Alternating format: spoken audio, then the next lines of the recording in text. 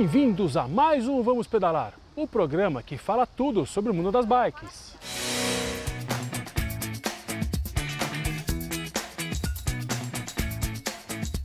Vamos bater um papo com a Carol Emboava, uma mulher com um sonho e uma aventura pela América Latina. Vamos lá ver?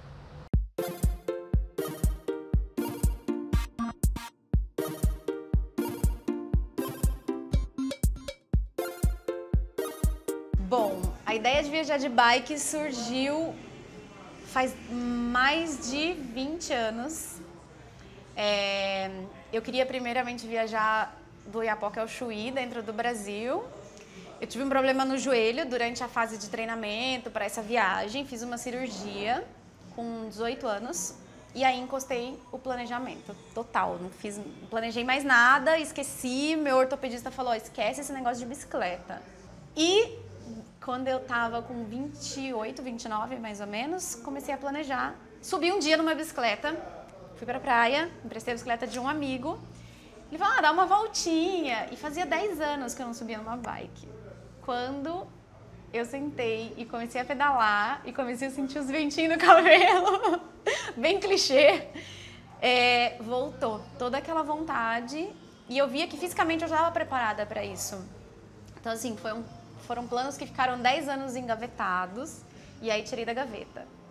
Comecei a planejar e 9 meses depois eu saí para viajar durante um ano. A minha viagem inicial era um ano, era do Brasil, que eu comecei em Curitiba, então era Curitiba até Ushuaia e de Ushuaia até o Peru. Eu ia descer pelo lado da Argentina, subir pelo lado do Chile e só. E no Peru eu voltava para casa de avião, de ônibus, enfim. Durante a viagem, assim, com mais ou menos 4 meses de viagem, eu vi que um ano ia ser pouco. Falei, não, um ano não vai dar tempo de conhecer tudo que eu quero, de fazer no ritmo que eu quero. Não vai dar para acontecer a viagem do jeito que eu imaginei. E aí comecei a planejar, a pensar como é que eu vou fazer essa viagem durar mais. Porque, né, tem que financiar a viagem. E uma alternativa foi trabalhar, parar um tempo e trabalhar. Uma das principais coisas que eu senti de parar um tempo no lugar é vivenciar esse lugar não como um turista. Porque muitas vezes eu passava em lugares lindos como turista, conhecia alguns pontos e no dia seguinte eu ia embora, ou 2, 3 dias depois ia embora. Você acaba conhecendo lugares mais pontuais. E podendo ficar 6 meses num lugar só, você vivencia de outra forma. Além de conhecer muito mais lugares do que você conheceria passando como turista, você tem a oportunidade de vivenciar a vida mesmo como ela é. Como é que os moradores vivem ali? Eu fiquei em Ushuaia durante 8 meses, que eu nunca imaginava. Nunca tinha visto neve, como muitos brasileiros, foi uma felicidade. E morar num lugar desse, vivenciar essa vida é muito diferente de passar rápido numa viagem de bike.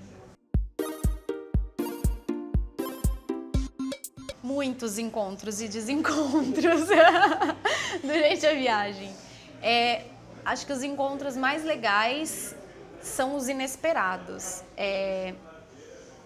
Por exemplo, eu chegar numa cidade e ter algum couchsurfing me esperando, alguém que me recebia de boa vontade. Eu vou receber um viajante em casa, a gente faz contato por rede social. É super legal, porque é uma pessoa que está super aberta a receber um viajante em casa. Mas mais legal do que isso era quando eu encontrava alguém na rua que me via com a bicicleta cheia de tralha e falava, o que você está fazendo aí? Vamos lá em casa tomar um café. E o café, eu ficava 3 dias na casa da pessoa. De repente tomava um banho, de repente ela falava para eu dormir e a coisa ia acontecendo. Esses encontros para mim eram os mais especiais. Eu acho que assim, ser mulher e fazer uma viagem sozinha, de bicicleta, é uma quebra de paradigma. E foi pra mim, foi pra muita gente que eu encontrei, pra muita gente que eu conheci. Muita gente desacredita. E pra mim também foi difícil entender isso. Apesar de, assim, sempre gostar de fazer coisas sozinhas. Eu fiz travessias de montanha, fiz algumas coisas sozinhas, que eu sempre gostei. Mas é difícil quando as pessoas perguntam, quanto tempo você está viajando? E eu falava, 1 ano. E aí eu pensava, meu Deus, faz 1 ano que eu tô viajando. Muita gente acha que que eu ficava realmente muito sozinha, ai, mas solidão e tudo isso. Isso também é uma quebra de paradigma muito grande, porque eu ficava sozinha se eu quisesse.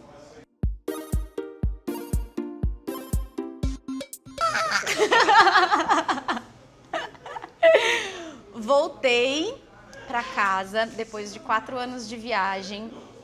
Bom, estendi minha viagem de 1 ano para 4. Foi uma mudança bem grande, né? Quase nada.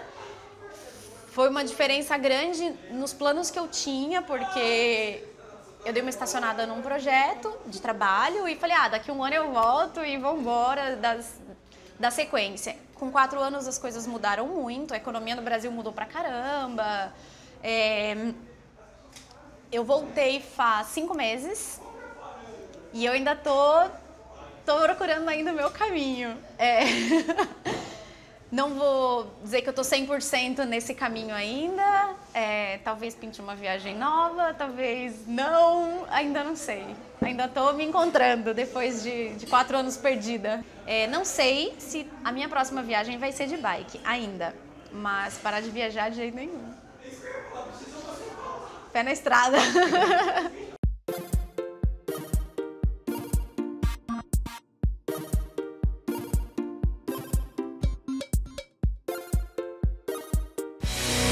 E o nosso mega cabeçudo especialista Mário Cana vai nos dar dicas sobre o uso de capacete. Eu não estou usando ainda porque eu não vi a dica. Vamos lá ver? Olá, eu sou o Cana da Ciclo Urbano e hoje nós vamos falar de capacetes. O capacete não é obrigatório para bicicleta, tá? Mas tem gente que gosta de usar, é uma proteção. Então, se você optou por usar o capacete, é bom você conhecer como comprar um capacete bacana, tá? Então, o primeiro passo é escolher o modelo. Que tipo? O estilo? Existem vários. Existem capacetes mais fechados, mais estilosos para o uso na cidade. Normalmente eles são mais pesados e são mais quentes se você comparar com um capacete mais esportivo. Mas tem gente que não gosta desse visual. Tudo bem, o importante é você escolher um capacete que se adeque ao seu uso. Se você pegar um capacete muito fechado no uso esportivo, ele vai te incomodar, o peso do capacete acaba se tornando um problema. Já na cidade isso não é tão importante, talvez o estilo e o conforto sejam algo que vem em primeiro lugar, certo? Os capacetes normalmente têm vários tamanhos, PMG ou até pela circunferência, mas é muito importante você notar que alguns deles têm esse disquinho, uma regulagem fina. Isso é bem legal porque vai deixar o capacete mais ajustado, mais confortável no uso. É importante você sempre ver alças, se elas são confortáveis, são firmes, bem ancoradas no capacete, certo? Outras coisas, alguns têm esse refletivo na parte de trás, que é algo interessante. Cores fortes também ajudam no trânsito, a você ser visto, certo? E, independente do modelo, muito importante você saber quem que importa, quem que faz esse capacete. Existe muita porcaria no mercado. Então é importante você se basear, pelo menos, em certificações europeias ou americanas. Alguns capacetes têm uma etiqueta na parte interna com um logotipo dessas certificações. Porque aqui no Brasil a gente não tem nenhuma regulamentação. Então a gente tem que se basear, pelo menos, nas de fora, tá? Porque você pode estar com um capacete que na realidade não está te protegendo nada. Gostaram da dica de hoje? Se ficou alguma dúvida, mande um e-mail para cana@ciclourbano.com.br. Valeu! No próximo bloco, vamos ver as novidades do serviço de bike share na cidade. Fica com a gente volta já.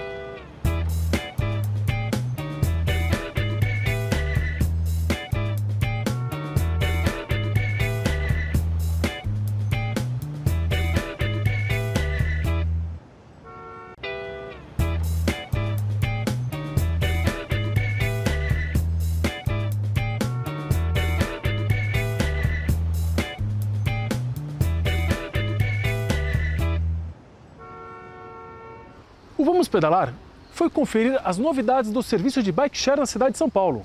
Vamos lá ver?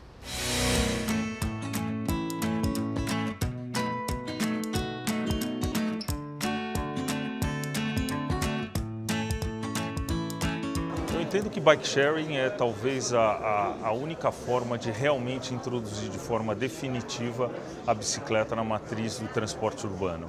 O bike sharing permite, quando lançado em altíssima densidade, dá uma solução efetiva para aqueles que usam o transporte urbano, o transporte público, coletivo, para fazer seus deslocamentos finais no que a gente chama a última e a primeira milha, ou seja, integrando de fato a bicicleta no modal de transporte das cidades. Nós começamos com o bike sharing em 2011. De lá para cá, a gente tem percebido várias melhoras na cidade quando a gente insere a bicicleta nessa interação no trânsito. Desde as pessoas que têm usado isso para ter um tempo a mais, não ficando preso no trânsito, usando como aspectos de saúde também, porque a bicicleta ela traz essa questão do sedentarismo, de você evitar doenças que são tão recorrentes na saúde pública, como hipertensão, diabetes. As pessoas também preocupadas com o meio ambiente, porque a gente tem uma emissão muito inferior de CO2 com o uso da bicicleta de forma complementar ao transporte público. Então, a gente acredita que o impacto da bicicleta tem sido de uma forma muito ampla, pegando várias áreas que dialogam com as pessoas e com suas preocupações no cotidiano.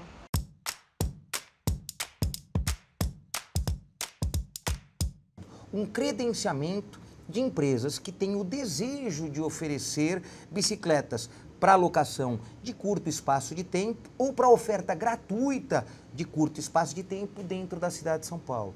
E acho que a gente saiu vitorioso. No ano passado, a gente consegue aprovar esse modelo aqui na Câmara. No começo desse ano, a primeira operadora de sistemas como esse, que é a Tembici, coloca na cidade as suas bicicletas com patrocínio de uma instituição financeira, na realidade um banco, o Banco Itaú. Este momento, outros se apresentam e é um momento muito rico, porque outras modalidades têm surgido, modalidades inclusive motorizadas e elétricas, então novos modais de transporte suaves para a cidade, então modelos com automação elétrica muito interessantes que você encontra na Europa, que você encontra na Ásia, em parte dos Estados Unidos e Canadá. As bicicletas chamadas de bicicletas inteligentes, em que você não precisa da estação e ela tem o lock, ela tem o sistema de proteção na própria bicicleta. Então, nesse momento, muitas empresas discutem com a autoridade pública executiva, com a Secretaria de Mobilidade e Transporte, as fórmulas de oferecer mais transporte com qualidade e sustentabilidade na cidade de São Paulo.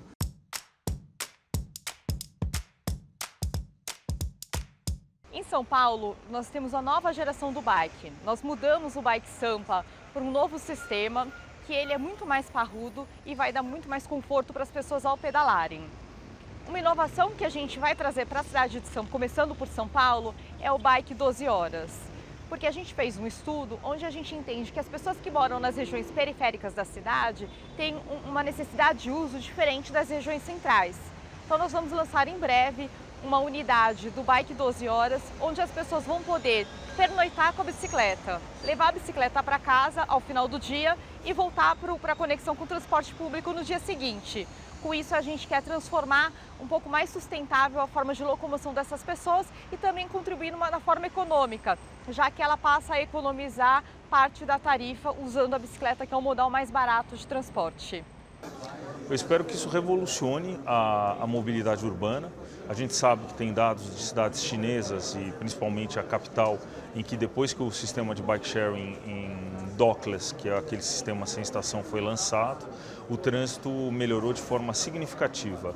Os resultados mostram uma queda de mais de 10% do uso do carro e mais do que dobrou o número de deslocamentos nas cidades em bicicleta. Antes do sistema de bike sharing, a bicicleta representava 5%, um pouquinho mais, 5,5% dos deslocamentos na cidade de Beijing e passou para quase 11% depois da implementação do sistema de bike sharing. Eu espero que a gente tenha o mesmo tipo de resultado nas cidades brasileiras e principalmente São Paulo, onde nós vamos começar.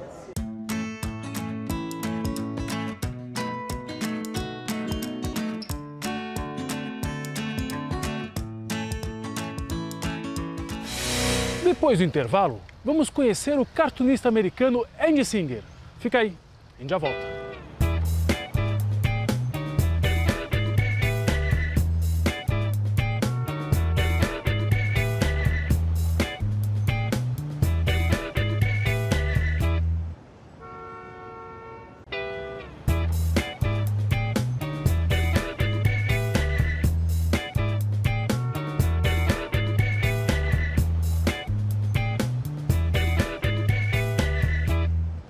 Mais humor e menos motor. Com traços únicos e sarcasmo, fomos conversar com o ativista e cartunista Andy Singer. Vamos lá ver? Andy, você pode nos contar quem é você? I am Andy Singer, and I live in St. Paul, Minnesota, which is Sao Paulo, and it's in the north of the United States, near the Canadian border. And but I've also lived in California, and I'm a cartoonist and an illustrator, and I'm also an activist, transportation activist, both in favor of bicycles and against highways and cars. De onde veio a inspiração da bike na tua vida? A fairly long time. I've never owned a car, and when I was in college, you had to take physical education class. It was required to take like a semester, 2 semesters of. So one of the classes I took was bike touring. I mean, I remember I've always bicycled since I was a little kid. I was born in New York City. And I was saying to someone else that I can remember when my parents taught me how to ride a bike, and the feeling of freedom, you know, of just being able to go wherever you wanted to go. And so when I liked bikes, but I didn't think about cars and I didn't think about transportation or any issues or anything. But when I got to college, I took a class in bike touring, and they taught you how to fix your bike, and I started using it more for everyday transportation to get to school, and then when I graduated, I knew that I wanted to make cartoons and illustrations, and you don't make a lot of money. It's not a very lucrative business, so I knew I had to live very cheap, and so I was getting around everywhere by bicycle, and this was in the 1980s, and there was no bicycle lanes in the United States. There was very little infrastructure. You were just biking in the street with cars, and so I started making cartoons about, you know, my everyday life.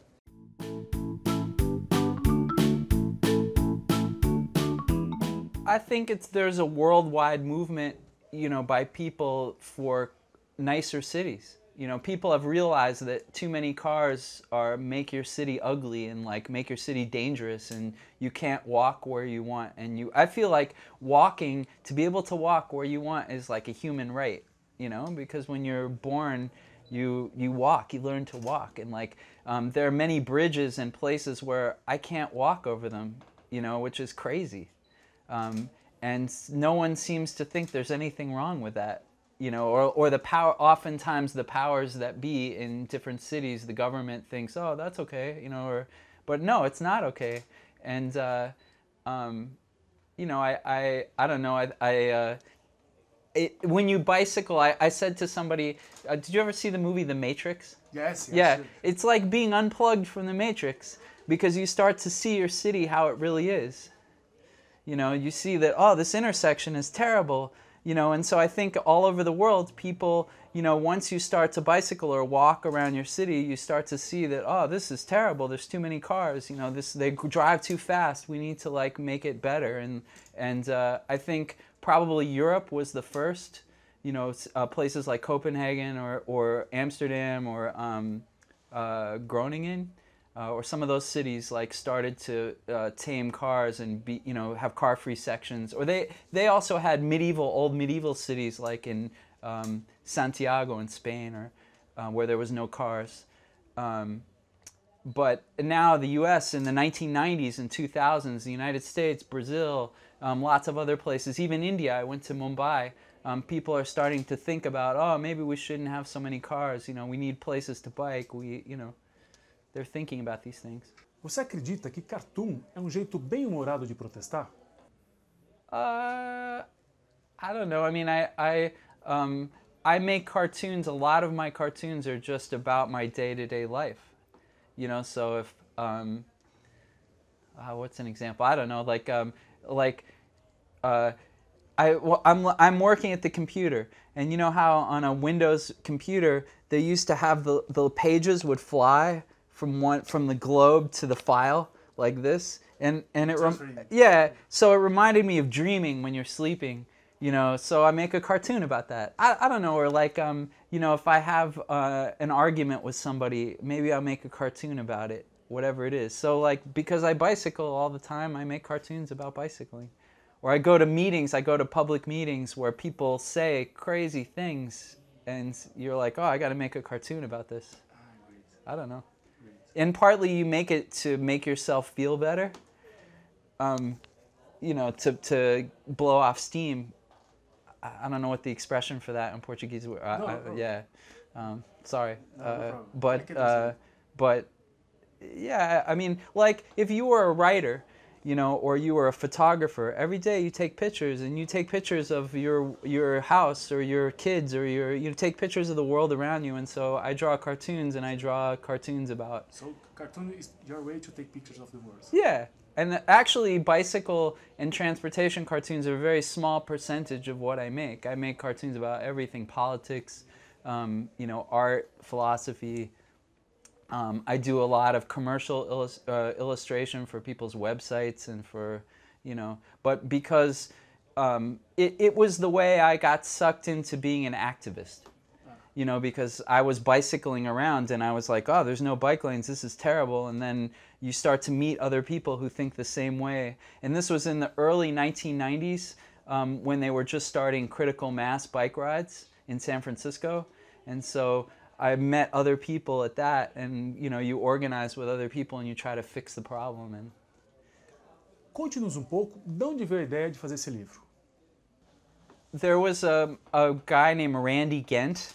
I think his name's still in here. Randy Ghent, and there used to be in the 1990s a magazine called the Car Free Times that was in Northern California, and it was a man named Jan Lundberg, and he was the only person in the United States who was talking about this and had like a magazine. And Randy Ghent worked with him, and they would edit this. It came out like 4 times a year, the Car Free Times, and they eventually went different ways. And Randy moved to Europe, and he started Car Busters.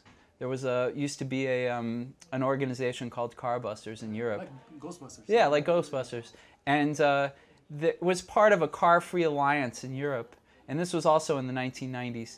And they wanted to give away images. I used to draw things for the Car Free Times, and we wanted to give away images so that people who were engaging in activism or critical mass could make flyers. Or when I started cartooning, there was no internet.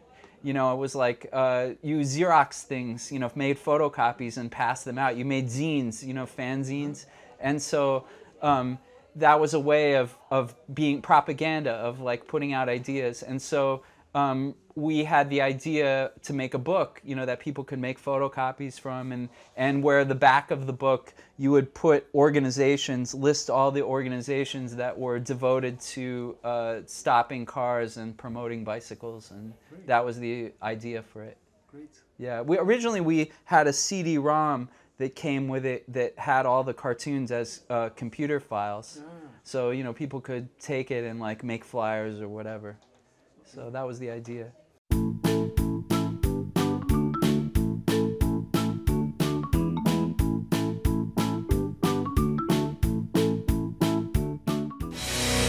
Bom, pessoal, o Vamos Pedalar fica por aqui. Mas semana que vem tem mais dicas de manutenção, reportagens, viagens e tudo sobre o mundo da bike. Fica comigo e vamos pedalar?